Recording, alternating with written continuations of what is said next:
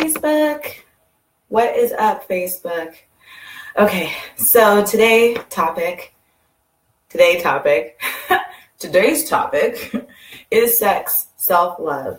Okay, so what I wanted to talk about this is we always feel like sex is not okay to talk about, it's taboo or whatever, and we try to sound knowledgeable about whether or not it's okay to have sex or something. But what I want to say about it is that you have needs. You have needs. Okay, but seriously though, you have needs. We all have needs, okay? We all have physical and emotional, sexual needs. Mental, emotional, sexual, spiritual, all the O's needs. And you know how you can get really cranky when you don't eat something? Yeah, you can get cranky or feel out of place or, you know, whatever because of sex. And it's like, we don't want to talk about sex like it's an actual like need or necessity, but it actually is. And it's something that we need. My brain is thinking faster than I can talk. It's something that we need to acknowledge.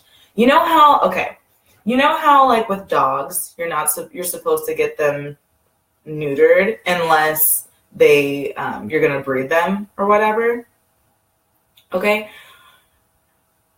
Or they'll like lose their freaking mind, okay? It's the same thing. It's very similar. It's the same thing. So my point to you is that I completely understand and get that sex is something that we can feel uncomfortable saying that we need, or just like admitting to ourselves that something that we want and something that we need, especially if you are somebody who grew up in a society, a Christian background. I grew up in a Christian background where you're not allowed to talk about sex, like at all, like at all. So, you know, it's sometimes when you like make that transition when you get older to go outside of that, you still have shit going on that makes you like hesitant to feel okay, like in your body and in your own sexuality, and, you know, feeling okay to touch yourself or masturbate, or feeling okay to feel comfortable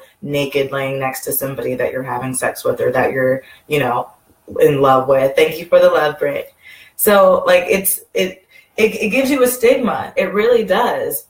Like, and that's how they keep us small. They mind fuck us so that we can't talk about it, so that we're embarrassed, and then we don't feel comfortable with ourselves. Like, you know, how many times do people have disconnected sex? People talk about having sex and feeling completely disconnected all the fucking time, you know? So yes, if you were gonna ask me if sex is self-love, fuck yeah, sex is self-love, for sure. For sure. Especially when you go out of your way to be safe about it, you know, when you're like, you know, you're using protection, or, you know, you're with like someone that you care about, you know, you're being really safe about it. You know, I think that it's important. I think that if you go out of your way to not be safe, like, I don't really want to talk hella shit, but you know what I'm thinking. Just because, you know, you spread that shit around, and that's just scary. That's just fucking scary. But anyways, back to the point. I just want to encourage you to feel comfortable in your own skin. I want you to feel comfortable, you know, in your own sexuality. I want you to feel comfortable to tell yourself, I haven't had sex in a really long time and I really want to have sex. Like, I want you to be comfortable to, you know, have a group of friends where you can talk about that with, and that they feel like they can talk about you with. Like, I want us to be more open, because if we're all open and we can talk about it and we're more comfortable about it, the communication is going, then, you know, how much better are our relationships going to improve when you can actually comfortably tell your partner what you like and what you don't like, what you want and what you don't want, in a way too that feels sexy and confident, and just like, this is what I like. Like, the person you're having sex with, if they're doing something wrong and you confidently tell them what you want, they're gonna fucking love you for it.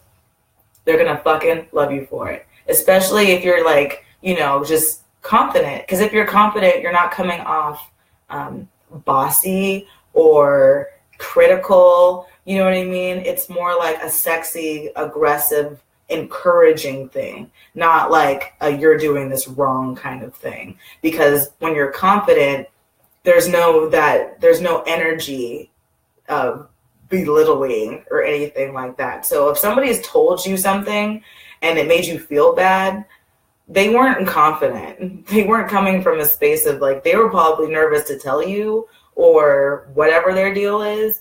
But if somebody is coming off confident, confidence is sexy. Confidence is strong. Confidence is encouraging, like real confidence. Okay. So that's what I wanted to talk about with the sexy self-love, is that